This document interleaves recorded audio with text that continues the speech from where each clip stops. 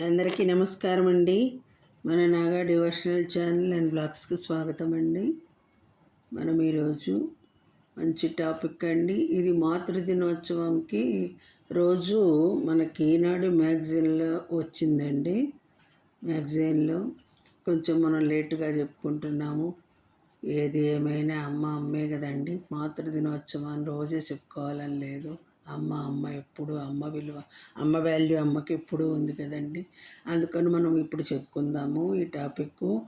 ఈ మ్యాగజైన్లో అందరూ చదివి ఉండరు కదండి, అందుకని నేను ఈ వీడియో చేస్తున్నాను. వీడియోలోకి వెళ్ళిపోదాం. అమ్మను చిన్నబుచ్చకండి అనే టాపిక్లోకి వెళ్ళిపోదాం. కొడుకులు కూతుళ్ళు పెరిగి పెద్దవుతున్న కొద్దీ ఇంట్లో అమ్మ స్థానం చిన్నదైపోతుంది. ఎదుగుతున్న పిల్లలు ఆ తల్లిని పాత మోడల్ టీవీలానో ఓల్డ్ జనరేషన్ కంప్యూటర్లానో చూడడం ప్రారంభిస్తారు. అలానే ప్రవర్తిస్తారు. ఆఫీసులో పెద్ద బృందాన్ని సమర్థంగా నడిపే ఉద్యోగిని అయినా, గడపచాటు గృహిణి అయినా పిల్లల దృష్టిలో పెద్ద తేడా ఉండదు. చిన్నచూపు తప్పదు. నిన్న మొన్నటి వరకు వేలు పట్టుకొని నడిచిన వాళ్లే ప్రతిదానికి వేలెత్తి చూపుతారు. కోరి కథలు చెప్పించుకున్న వాళ్లే నోరెత్తి తేనె కసురుకుంటారు. గోరుముద్దలు పెట్టమని గోముగా అడిగిన వాళ్లే డైనింగ్ టేబుల్ సాక్షిగా తిరుగుబాటును ప్రకటిస్తారు. తన ఇంట్లో తానే పరాయి అయిపోతున్న భావన ఆ సున్నిత మనస్కురాల్ని స్థిమితంగా ఉండనీయదు. లోపలే కుమిలిపోతుంది. పిల్లలే ఆ తల్లి మనసును అర్థం చేసుకోవాలి, తమను తాము సరిదిద్దుకోవాలి. అమ్మ వంట, అబ్బా ఎప్పుడు పప్పుచారేనా, ఆ చెత్త ఇడ్లీలు నాకొద్దు, ఏంటి మమ్మీ బిర్యానీ పులిహోరలా ఉంది, ఆ సీరియల్స్ ఆపేసి 4 ఫుడ్ ఛానల్స్ చూడొచ్చుగా, కొత్త వంట తెలుస్తాయి. ఇంత ఏకపక్షమైన దాడి రాజకీయాల్లోనూ ఉండదు. 4 రుచులు తెలిసేసరికి నాలుకకు ఎక్కడలేని గర్వం వచ్చేస్తుంది. అప్పటి వరకు లొట్టలేస్తూ తిన్న భోజనం హఠాత్తుగా చేదెక్కిపోతుంది. అన్నం విషయంలో అమ్మను ముద్దాయిగా నిలబెట్టే పిల్లలకు ఓ సూటి ప్రశ్న. మీకు పాయసం అంటే ఇష్టమని కనిపెట్టింది ఎవరు? అమ్మే.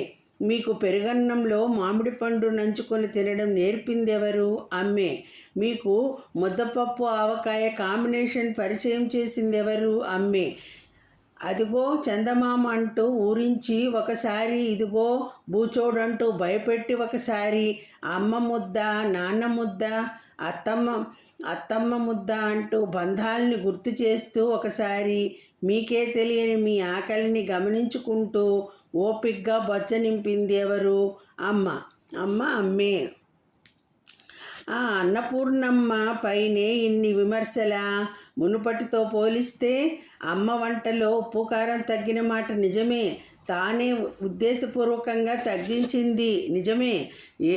ఎదిగొస్తున్న పిల్లల్ని ఊబకాయం కమ్మేస్తుంటే, ఇంటిల్లి పాదిని బీపీలు షుగర్లు భయపెడుతుంటే ఏ తల్లి మనసైనా తల్లడిల్లకుండా ఉంటుందా?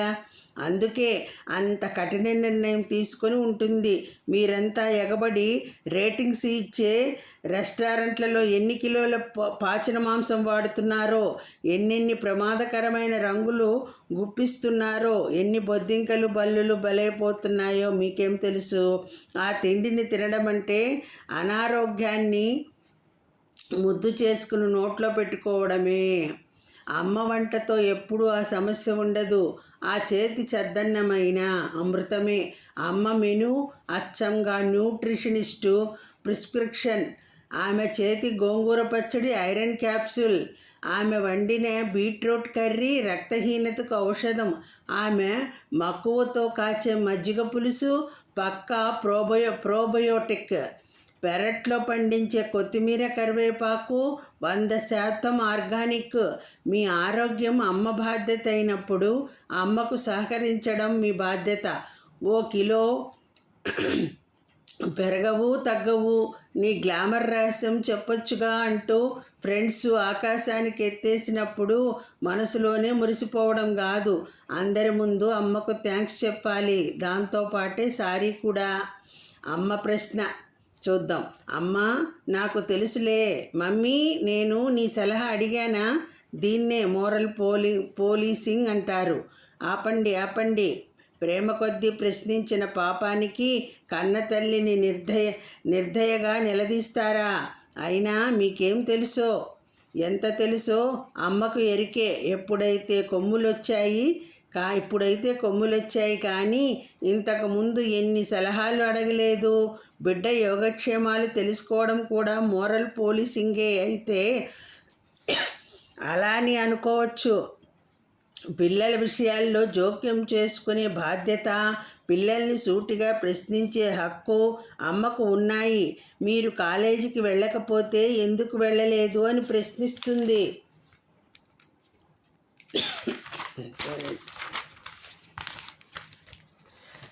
కారణం చెప్పండి.